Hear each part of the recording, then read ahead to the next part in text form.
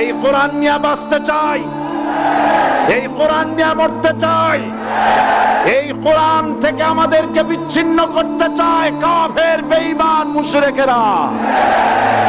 ও আমার জাতি, কোরআন থেকে যারা বিচ্ছিন্ন করতে চায়, তোমরা কি তাদের বিরুদ্ধে জিহাদের জন্য প্রস্তুত থাকবে?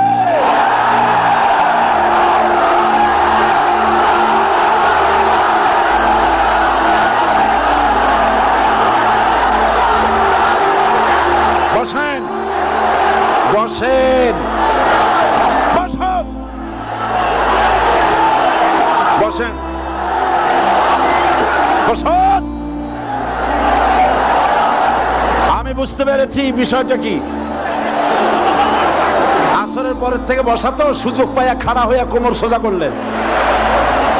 বসেন, সবাই বসেন, কোমর সোজা।